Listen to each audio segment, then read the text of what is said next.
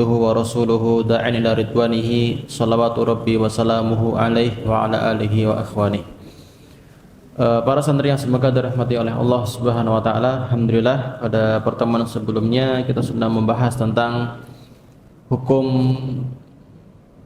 boleh atau tidaknya mengambil upah dari mengajarkan Al-Quran ataupun mengajarkan ilmu agama, beserta bab berikutnya yaitu tentang bagaimana sikap para salafus saleh dalam mengkhatamkan Al-Quran, ya, berapa hari sekali mengkhatamkan Al-Quran, ya. Yang kemarin yang paling banyak berapa kali itu? Sehari bisa sampai 8 kali, ya. Namun di sana ada hadis, ya, di akhir pembahasan disampaikan di halaman 62 yang paling atas itu, la yafqahu man qara'al Qur'an fi aqalli min salasin, ya, tidak paham, ya, orang yang membaca Al-Quran, mengkhatamkan Al-Quran kurang dari 3 hari.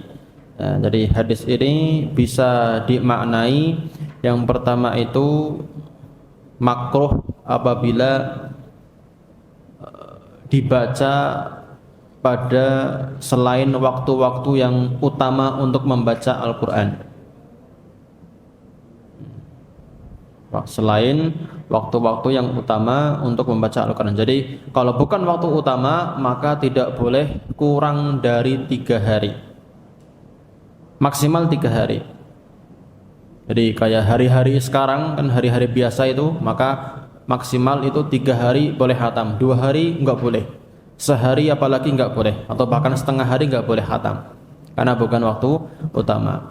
Kemudian penjelasan yang lain tentang hadis ini bahwa bagi hadis ini adalah makruh, ya, penjelasan tentang kemakruhan mengkhatamkan Al-Quran kurang dari 3 hari bagi siapa? Bagi orang yang la yafqah, tidak paham dengan bahasa Arab, tidak paham dengan Al-Quran yang dia baca, kapan atau belum khatam dia, belum menghafal Al-Quran secara penuh 30 juz, sehingga dia masih perlu melihat ayatnya, ini ayat keberapa, ini surat berapa, sehingga dia kan la yafqah, enggak paham. Tapi kalau para sahabat, ya, para tabi'in, para ulama kita terdahulu, mereka bisa mengkhatamkan bahkan sampai sehari 2 kali, 3 kali. Kenapa? Karena mereka sudah menguasai isi Al-Quran. Tapi kalau yang belum menguasai maka nggak boleh kurang dari 3 hari. Nah, sekarang kita masuk pembahasan yang baru tentang kapan kita itu mulai membaca dan kapan harus khatam, ya, kapan kita mulai, kapan khatam, ya, nanti ada penjelasannya sendiri.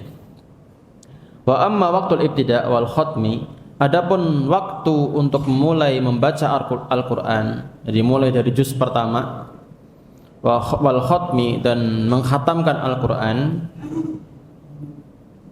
liman yaktumul fil usbu, bagi orang yang mengkhatamkan Al-Quran selama 1 pekan. Jadi 1 pekan misalkan dia target khatam selesai 30 juz, maka diriwayatkan dari Abu Dawud bahwa Utsman bin Affan radhiyallahu taala anhu kana yaftatihul Quran lailatal jum'ah. Jadi Utsman bin Affan, beliau memulai membaca Al-Quran kapan? Pada malam Jumat. Jadi malam Jumat, hari Kamis, ya, hari Kamis, maghribnya, habis maghrib mulai membaca Al-Quran dari juz pertama. Kemudian khatamnya kapan? Wa yakhtumuhu lailatal khamis, ya, dia khatamkan pada malam Kamis, dari Rabu malam dia khatamkan. Misalnya malam ini antum mulai baca, maka malam berarti apa? Malam Selasa kemarin, ya, malam kemarin itu harus sudah khatam. Tapi di sini dimulainya dari malam Jumat sampai malam Kamis, 1 pekan.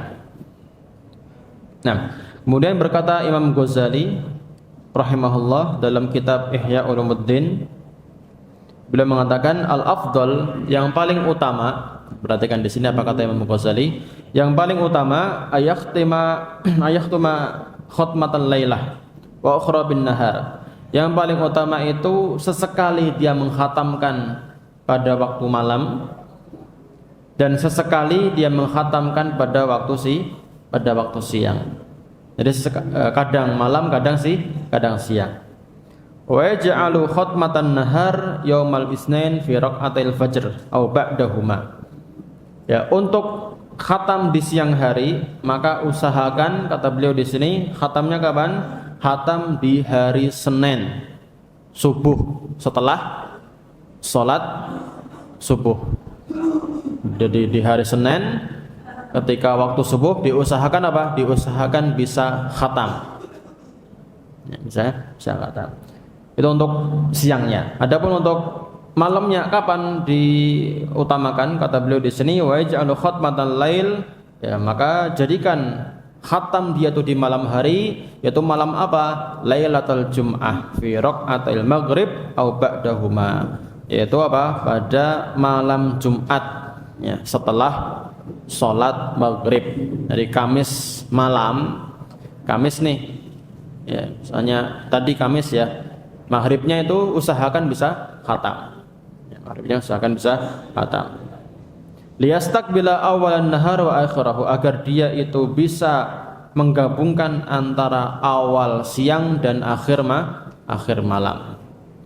Ya, namun di sini apa yang disampaikan oleh Imam Ghazali itu tidak ada dalilnya.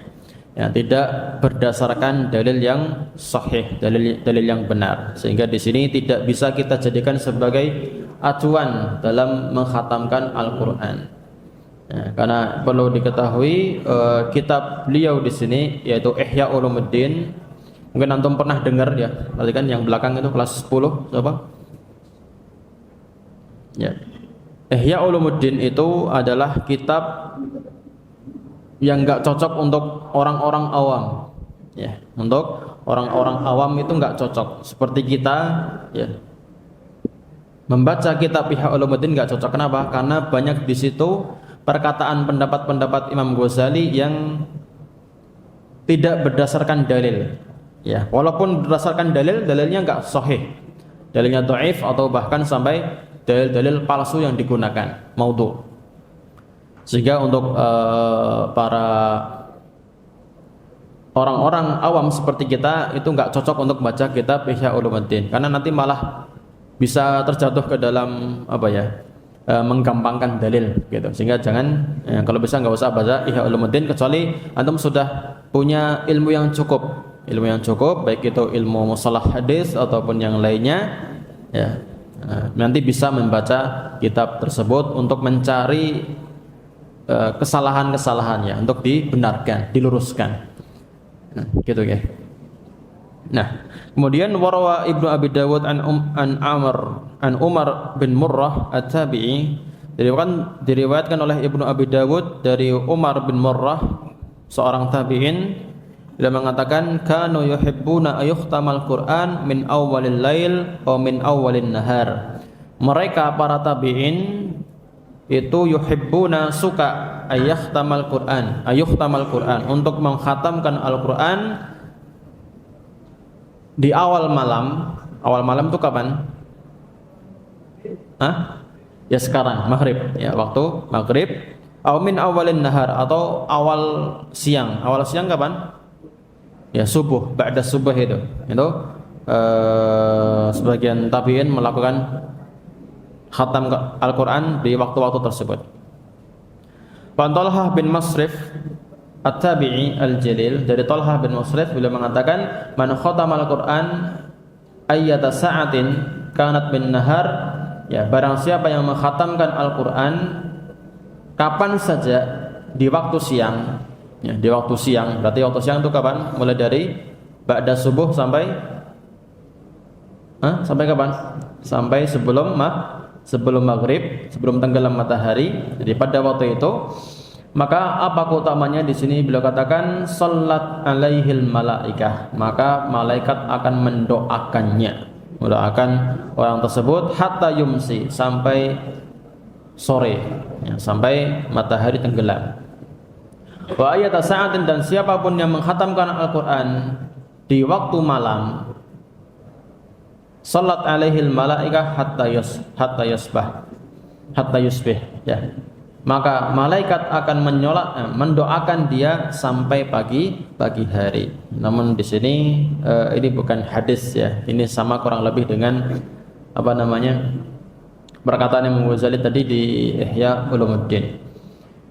Kemudian dari Mujahid mislahu sama, warawad Darimi fi musnadihi wa isnadihi an Sa'ad bin Abi Waqqas radhiyallahu taala anhu.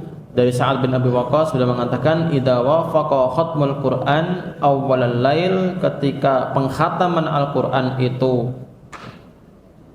pada awal malam, salat alaihil malaikatu hatta yusbih, maka malaikat akan bersolawat, ya, mendoakan orang tersebut sampai pagi hari. Begitu juga sebaliknya, ketika dia khatam di akhir malam, ya, maka para malaikat akan mendoakan dia sampai kapan? Sampai sore, ya, akhir malam maksudnya subuh gitu, ya, subuh sampai maghrib, ya, menjelang maghrib.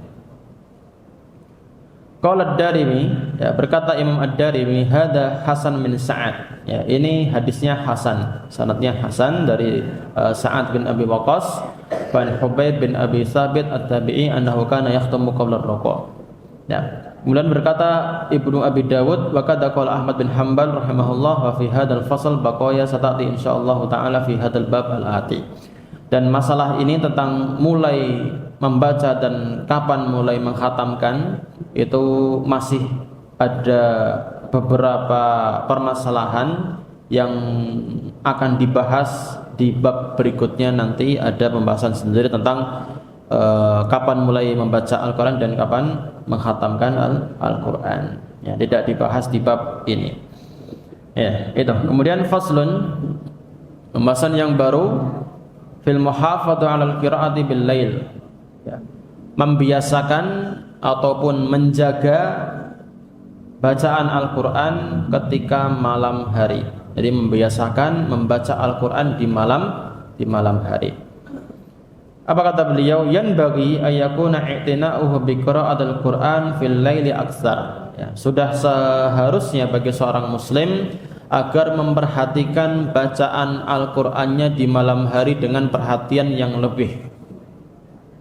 Ya, usahakan apa? Usahakan membaca Al-Qur'an itu lebih banyak di malam hari. Ya, bukan di siang hari. Sebagaimana Allah katakan, min ahlil kitab ummatun qa'imatun yasluna ayatillah ana al-lail wa hum yasjudun. Di antara ahli kitab, ya, ada sekelompok orang yang mereka membaca Al-Quran, membaca ayat-ayat suci Allah Subhanahu wa taala ana al-lail, ya, di malam hari. Wa hum yasjudun, dan mereka sujud kepada Allah Subhanahu wa taala. Yu'minuna billahi wal yawmil akhir wa ya'muruna bil ma'ruf wa yanhauna 'anil munkar wa yusari'una fil khairat wa ulaika minas shalihin. Ya, intinya tadi di ayat yang ke-113 tadi dari surat Ali Imran, bahwa termasuk ciri-ciri orang yang beriman adalah mereka membaca ayat-ayat Allah, ayat-ayat Al-Qur'an di malam hari. Nah, wasabata fi sahih an Rasulullah sallallahu alaihi wasallam, dan juga telah ditetapkan, telah disebutkan dalam hadis yang sahih dari Rasulullah sallallahu alaihi wasallam, beliau bersabda, ni'mar rajulu Abdullah law kana yusalli minal lail. Sebaik-baik laki-laki adalah Abdullah. Ya, Abdullah. Abdullah siapa ini? Ada namanya Abdullah di sini? Enggak ada ya? Abdullah Sikwi. Abdullah namanya ya, Abdullah Hanif gitu ya. Abdullah Hanif. Ada lagi? Enggak ada, cuma Hanif aja. Ya. Jadi Abdullah di sini adalah siapa? Abdullah ibn Umar. Ya, Abdullah ibn Umar. Jadi sebaik-baik laki-laki itu adalah Abdullah ibnu Umar. Kalau apa? Lau kana yusolli minal lail. Kalau seandainya dia menegakkan salat malam. Ya, menegakkan salat malam. Ya, kemudian dalam riwayat lain sebutkan bahwa Hafsah ya binti Umar bin Khattab, ya siapanya Abdullah bin Umar, ya saudarinya. Berarti Abdullah bin Umar itu siapanya Rasulullah. Kalau Hafsah itu siapanya Rasulullah? Istrinya Nabi sallallahu alaihi wasallam. Ya, kemudian kalau Abdullah bin Umar berarti siapanya Rasulullah? Hah? Ya, iparnya beliau alaihi salatu wassalam. Nih, iparnya Nabi. Nah, jadi hadis ini didengar oleh Hafsah, ya, saudarinya Abdullah bin Umar. Kemudian beliau Hafsah ini menyampaikan hadis ini kepada siapa? Kepada Abdullah bin Umar. Ya, kemudian setelah Abdullah bin Umar mendengar hadis tersebut yang disampaikan oleh saudarinya yaitu Hafsah tadi, beliau tidak pernah meninggalkan sholat malam sejak saat itu. Ya, tidak pernah meninggalkan sholat malam.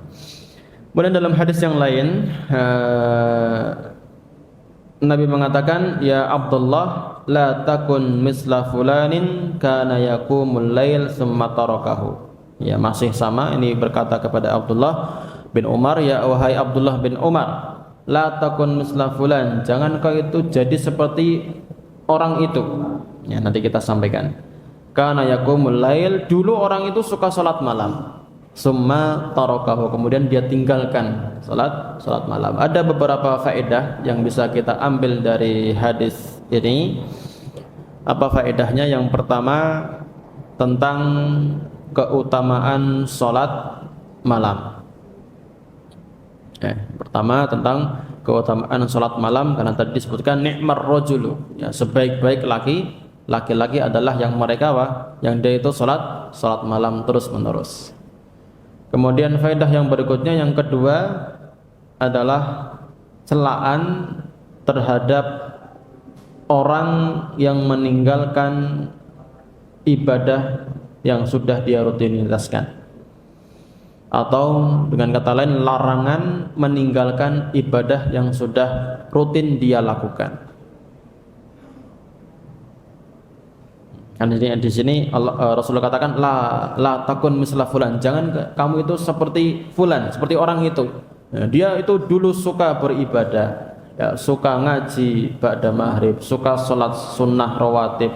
Ya, sekarang dia tinggalkan, nggak pernah sholat lagi, nggak pernah tahajud lagi, nggak pernah baca Al-Quran lagi ketika maghrib. Ini larangan, celaan kepada orang yang dulu beribadah rutin tapi kok ditinggalkan. Tapi kalau ada udzur ya nggak masalah, kan paling udzur ya sekali dua kali ya, bisa dihitung. Tapi kalau nggak ada udzur, benar-benar dia tinggalkan sama sekali, itu dicela, masuk ke dalam celaan di sini. Kemudian yang ketiga ada termasuk yang dibolehkan adalah boleh menyebut merek, ya, boleh menyebut nama orang ketika ada maslahat. Jadi menyebut apa? Menyebut nama orang, ya, disebutkan misalnya apa? Jangan seperti orang ini, sebutkan namanya. Boleh, ya, ketika ada apa? Ketika ada maslahat. Dan dalam riwayat ini itu sebetulnya disebutkan dulu. Ya, ketika Nabi berkata kepada Ibnu Umar, ya Abdullah, ya la takun misla fulan, ini bukan fulan sebetulnya. Fulan itu kan apa? Fulan itu apa?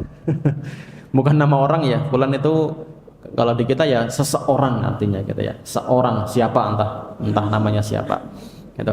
Jadi dalam riwayat ini ya, perawi hadis di sini itu menyembunyikan namanya, tidak menyebutkan nama sahabat tersebut, hanya menyebutkan namanya Abdullah saja, Abdullah bin Umar. Ya, wahai Abdullah bin Umar, jangan seperti orang itu. Orang itu disebutkan oleh Rasulullah, tapi oleh perawi hadis ini nggak ditulis. Kenapa? Ya karena sudah nggak fungsi lagi, sudah nggak ada maslahatnya kita tahu apa namanya orang yang tadinya sholat malam terus apa tidak sholat malam, ya, sudah nggak ada urgensinya di situ untuk disebutkan, sehingga beliau di sini perawi hadis di sini tidak menyebutkannya. Jadi yang ketiga tadi boleh menyebut nama ketika ada maslahatnya, tapi dengan catatan tidak di depan umum, ya, seperti sekarang. nggak boleh antum ataupun siapapun itu menyebut apa nama, ya, terus apa kejelekannya apa, nggak boleh. Itu aib gitu ya, nggak boleh disebarkan, luaskan. Tapi kalau orangnya itu memang orang yang terkenal, tokoh apa namanya ya, tokoh yang terkenal, dan dia mungkin suka mengeluarkan statement-statement yang menyelisihi agama kita, syariat agama Islam, itu boleh disebutkan. Contohnya siapa?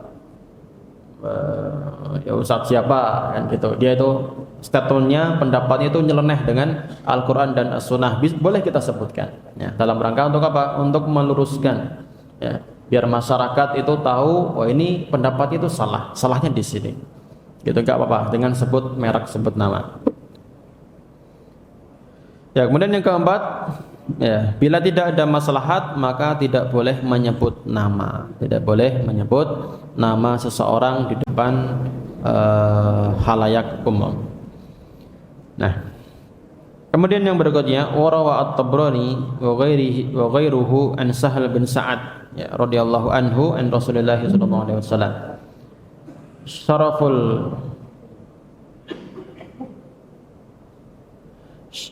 Syaraful mu'min qiyamul lail. Ya, kemuliaan seorang mukmin itu terdapat pada salat malamnya, qiyamul lail. Ya. Kemuliaan seorang mukmin itu terdapat pada qiyamul lailnya. Ya. Apa itu qiyamul lail? Qiyamul lail itu apa? Apakah hanya sholat saja, sholat tahajud misalnya, atau sholat malam? Apakah itu qiyamul lail? Awas, qiyamul lail itu apa? Apa Faros? Qiyamul lail, dikatakan qiyamul lail itu apa? Ya, qiyam ya, artinya apa? Qiyam itu ya menghidupkan, mendirikan, ya menghidupkan bahasanya. Menghidupkan apa? Lail, malam. Ya, jadi malamnya tuh jadi hidup. Jadi menghidupkan malam dengan cara apa? Rais, dengan cara apa? Hanif Rais. Apakah hanya dengan sholat saja? Tidak, ya, tidak hanya dengan sholat. Ya Gozi, sama siapa itu satunya? Ya. Tidak hanya dengan apa? Tidak hanya dengan sholat malam saja. Kalau sholat malam ya itu nanti sholatul lail, sholat malam, tarawih dan sebagainya. Kalau qiyamul lail itu maknanya lebih umum. Jadi segala macam ibadah yang dilakukan di malam hari itu disebut dengan qiyamul lail. Jadi dibedakan ya, sholat malam itu ya ada sendiri sholatul lail. Kalau qiyamul lail itu umum, ya, mencakup segala macam ibadah yang dilakukan di malam hari. Sehingga ini hadisnya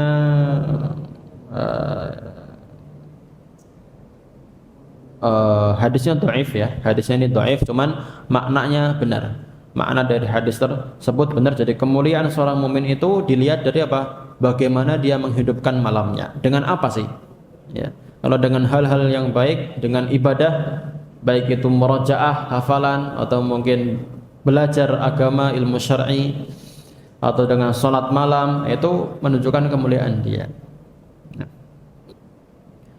Kemudian wal hadis wal asar fil hadza katsirah. Ya, hadis-hadis dan asar tentang masalah ini banyak. Yang berikutnya wa qaja'a an Abi al-Ahwas al-Habashi, ya.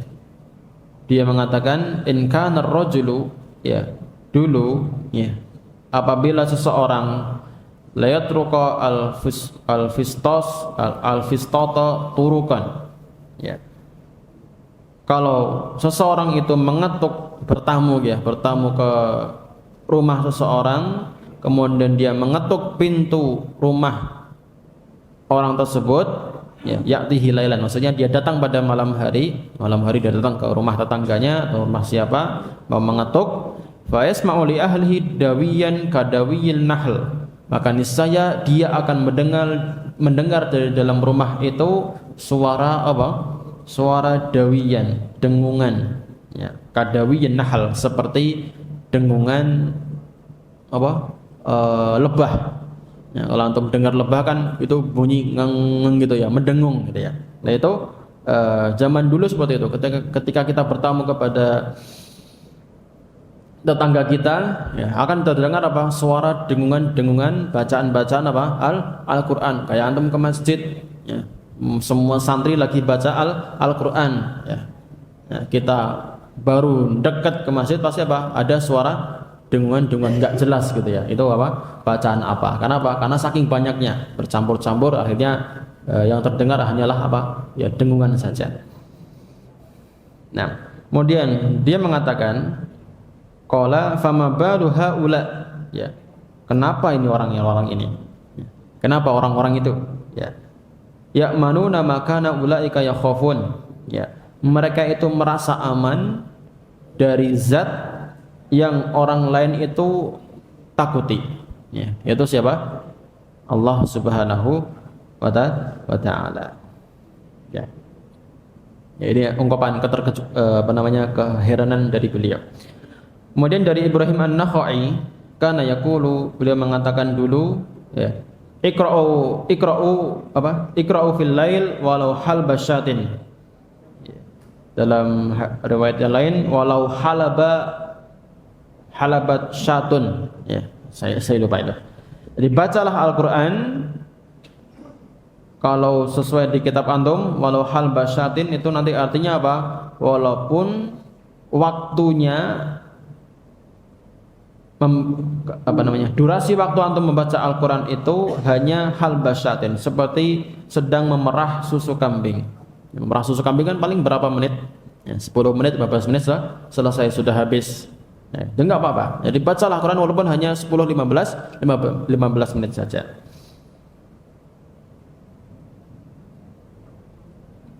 Nah, kemudian dari Yazid Ar-Ruqashi, ya, beliau mengatakan, idza ana nimtu, kalau aku itu tertidur, summa staiqattu, kemudian aku bangun, summa nimtu, kemudian aku tidur lagi, fala namat ainaya, maka sejatinya aku itu enggak tidur, ya, mataku itu enggak tidur. Kenapa? Ya, jadi para salaf dulu itu ketika tidur di pembaringan itu seperti apa? Seperti kacang di atas penggorengan. Nah, kacang di atas penggorengan. Maksudnya gimana? Lantum goreng kacang atau gorengan deh di atas wajan. Apa yang antum lakukan? Panas? Apa? Dibolak-balik. Maksudnya apa dibolak-balik? Enggak betah gitu ya. Ya, pindah sana, pindah sini. Maksudnya cepat bangunnya gitu deh. Cepat bangunnya. Baru balik ke kiri sebentar sudah bangun. Kemudian belajar lagi, baca lagi. Ya, belajar murojaah dan sebagainya, terus tertidur lagi, ya, bangun lagi, dan seterusnya. Orang-orang para salaf kita seperti itu dulu. Kemudian kultu, ya, siapa yang berkata di sini? Kultu, siapa yang berkata di sini? Yang bawa buku itu? Siapa itu? Kultu, Imam siapa? Penulis kitab ini siapa? Imam Nawawi rahimahullah. Jadi Imam Nawawi di sini mengatakan, fa innama rajahtu salatul lail wa qira'atuhu liqauniha ajma'a lil qalbi. Nah, sesungguhnya kenapa salat malam itu memiliki nilai yang lebih diunggulkan, wa qira'atuhu, dan juga bacaan Al-Quran di malam hari itu lebih diagungkan, rujihat, ya, lebih diagungkan, lebih mempunyai nilai yang lebih. Kenapa? Liqauniha ajma'a lil qalbi, karena salat malam dan juga membaca Al-Quran di malam hari itu lebih ajma' lil qalbi, lebih menyatukan hati. Ya. Apalagi ketika sendirian di malam hari, itu pasti pasti akan lebih hati kita itu berkumpul untuk fokus membaca Al-Quran, menghayati apa isi kandungan Al-Quran. Berbeda dengan Berbeda dengan ketika di siang hari. Siang hari kita baca itu apa? Biasanya enggak fokus. Ya kadang ada kerjaan, kadang ada ada tugas ini, tugas itu macam-macam, enggak fokus. Ya, ketika siang hari, ya atau enggak? Nah, ya antum di siang hari pasti merasakan enggak fokus baca Quran. Wa ab'ada anisyagilat wal mulhiyat, dan menjauhkan dari hal-hal yang mengganggu, syagilat, kesibukan-kesibukan. Karena malam sudah waktunya orang-orang istirahat, enggak ada yang mengganggu. Kita bisa fokus baca Quran di situ, fokus sholat malam, beribadah kepada Allah Subhanahu wa taala. Wal mulhiyat, dan hal-hal yang melalaikan. Hal-hal yang melalaikan, wa tasarruf fil hajat, dan memikirkan apa saja yang dibutuhkan. Sudah enggak mikir kebutuhan apapun. Karena apa? Ya sudah malam, ya sudah makan di sore harinya misalnya, ya enggak mikir makan lagi, enggak mikir yang lain. Ya, sudah terpenuhi kebutuhannya di siang hari sampai menjelang malam. Malam fokus untuk beribadah. Wa aswana 'anir riya, dan lebih menjaga dari riya. Wa ghairihi minal muhbitat, dan dari selain riya yang termasuk pembatal-pembatal amalan, ya sum'ah, ya ujub, ya sebagainya. Kenapa? Karena malam sendirian dia hanya fokus sudah mencari pahala ridho dari Allah Subhanahu wa taala. Kalau siang hari ya dia baca Quran di masjid, ya ada temannya, ada ustadznya, lihat ini Masya Allah bacanya bagus, kan nanti bisa tumbuh apa? Muncul perasaan sombong, ya ria dan sebagainya. Itu kalau siang hari. Kalau malam kan enggak. Itu benar-benar apa? Dia insyaallah ikhlas di situ. Karena enggak ada yang lihat kecuali siapa? Kecuali kalau dia update status misalnya. Ya, saatnya sholat malam. Itu sudah beda lagi. Ya, maka sekarang godaannya lebih besar. Kenapa? Karena ada ini HP gitu. Kalau zaman dulu enggak. Ya mau update status lewat mana? Ya, enggak bisa. Ma'ama ja'a syar'u bihi min ijadil khairat min fil lail, ya. Bersama dengan apa yang datang oleh syariat kita, apa yang didatangkan oleh syariat kita berupa memunculkan, mewujudkan kebaikan-kebaikan, melakukan kebaikan-kebaikan di malam hari. Dan juga fa'innal isra, ya, Isra-nya Rasulullah sallallahu alaihi wasallam, Isra Mi'raj ya. Dilakukan kapan Isra-nya itu? Di kana lailan, di malam hari. Ya, dan juga nanti keutamaan-keutamaan yang lain. Dengarkan adzan dulu.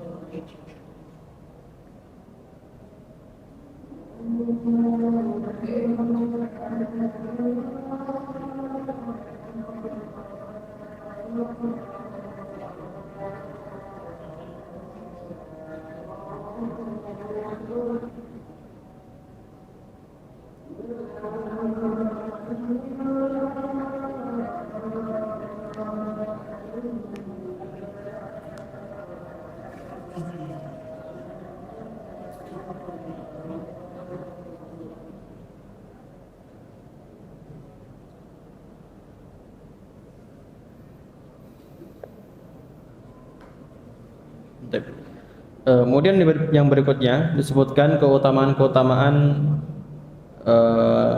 ibadah di malam hari. Kenapa kok harus di malam hari? Tiranya tadi adalah kenapa? Karena Nabi SAW juga ketika Isra, kapan Isra'nya? Di malam hari. Kemudian yang berikutnya dalam hadis yanzilu rabbukum kulla lailatin ila sama'id dunya. Allah Subhanahu wa taala itu turun ke langit dunia pada setiap malam. Ya, setiap malam Allah itu turun ke langit dunia. Hina yamdi syatrul lail, pada malam yang ke jam berapa? Yaitu ketika telah berlalu setengah malam. Jadi berlalu pertengahan malam masuk sepertiga pertama, ya, atau masuk sepertiga malam terakhir, ya. Masuk ke sepertiga malam terakhir, maka pada saat itu Allah turun ke langit dunia kemudian mengatakan hal min da'in fa astajibu lahu, apakah ada orang yang berdoa saat ini? Niscaya akan aku apa? Kabulkan doa dia. Ini keutamanya. Jadi apa? Ya, sekalian kita belajar, sekalian kita murojaah, menghafal Al-Qur'an, sekalian di situ apa? Berdoa kepada Allah Subhanahu wa taala, karena tadi Allah mengatakan hal min da'in. Ada enggak yang berdoa di malam hari ini? Fa astajibu lahu, maka aku akan kabulkan permintaannya. Dalam hadis yang lain Rasulullah mengatakan fil lail sa'atun yastajibullahu fiha du'a kulla lailatin. Di malam hari terdapat waktu yang Allah kabulkan di situ doa-doa. Ya, doa-doa di setiap malamnya. Itu kapan? Tadi ya, sepertiga malam terakhir. Jam berapa itu? Ya, kurang lebih dari jam 2 sampai subuh. Ya, kurang lebih itulah.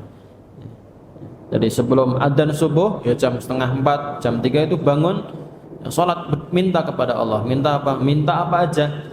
Minta biar sukses dunia akhirat, minta biar bisa paham pelajaran, minta biar diberikan semangat, ya, dan sebagainya. Minta apa aja gitu ya. Terus warawa sahibu bahjatil asrar bi asanidihi an Sulaiman al-Anmati, dari Sulaiman al-Anmati beliau mengatakan raaitu Ali ibn Abi Thalib radhiyallahu anhu fil manam, aku pernah bermimpi bertemu dengan Ali bin Abi Thalib. Kemudian dalam mimpiku Ali mengatakan laulal ladzi lahum birdun yakumuna, ya, kalau bukan karena orang-orang yang sholat malam, wa akharuna lahum sardun yasubuna, dan juga kalau bukan karena orang-orang yang berpuasa di siang hari, ladukkikat ardukum min tahtikum sahara, ya, niscaya bumi itu akan bergoncang, ya, ya, dari bawah kalian pada waktu malam, pada waktu sahur. Kenapa? Gak ada yang minta, gak ada yang bangun salat malam, ya, bumi yang akan minta sendiri. Jadi apa? Sehingga bergoncang, gitu.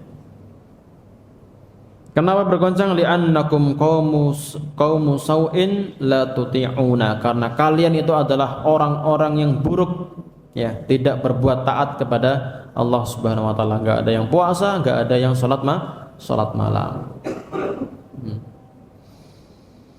Nah, kemudian wa'lam, ketahuilah bahwa anna fadilatal qiyam, keutamaan qiyamul lail wal qira'atu fihi, dan membaca Al-Qur'an di dalam waktu itu, tuhsalu bil qalili wal kasir. Jadi keutamaannya itu bisa didapatkan dengan bacaan yang sedikit dengan salat yang sedikit ataupun bacaan yang banyak atau salat yang banyak.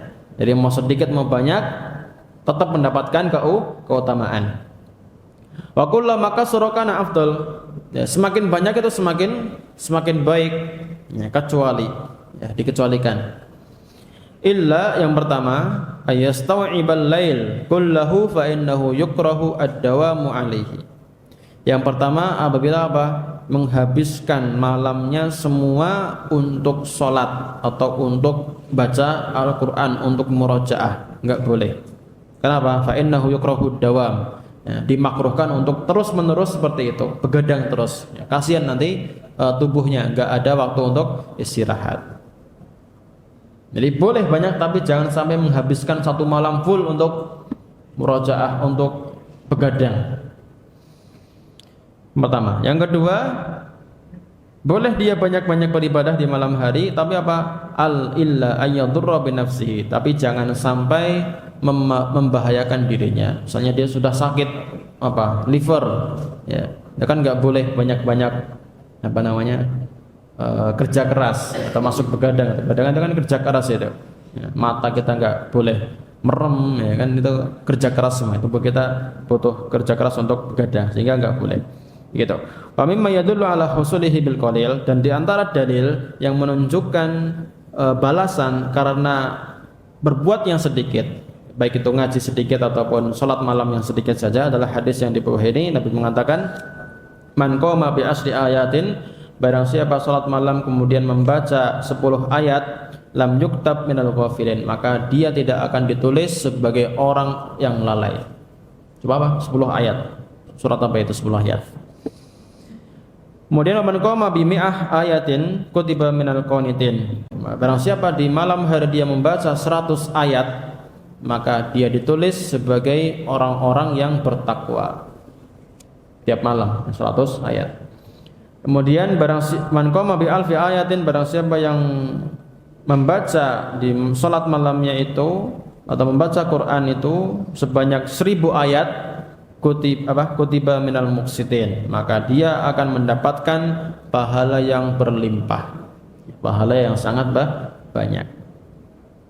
Ya, ini keutamaan-keutamanya 10 ayat segitu dapat segitu pahalanya, 100 ayat segitu, jadi semuanya bertingkat-tingkat. Kemudian terakhir sabda Nabi SAW yang berikutnya, man shalla bil lail raka'ataini faqad bata lillahi sajidan wa qa'iman. Barang siapa salat malam 2 rakaat saja, maka dia ditulis telah salat malam atau telah salat semalam suntuk. Jadi walaupun hanya dia salat malam 2 rakaat, paling hanya 5 menit 10 menit, pahalanya dia ditulis telah salat malam semalam suntuk. Ya, dalam hadis yang lain, ini bukan hadis ya, ini perkataan Ibnu Abbas. Ya. Kalau dari hadis sabda Nabi SAW ketika mengatakan tentang sholat taraweh, ya, barang siapa yang sholat taraweh, sholat malam bersama imam, maka kutibat lahu, ya, akan ditulis umat, ya, akan ditulis baginya pahala sholat malam suntuk. Ya, gitu saja sampai halaman 66, karena itu masuk pembahasan yang baru, ya, faslun fil amri bi ta'ahudil Quran, untuk mengulang-ulang bacaan Al-Quran. Ya, Allah taala alam bisawab. Kita akhiri pertemuan ini dengan doa kafatul majlis. Subhanakallahumma bihamdika asyhadu an la ilaha illa anta astaghfiruka wa atubu ilaik. Assalamualaikum warahmatullahi wabarakatuh.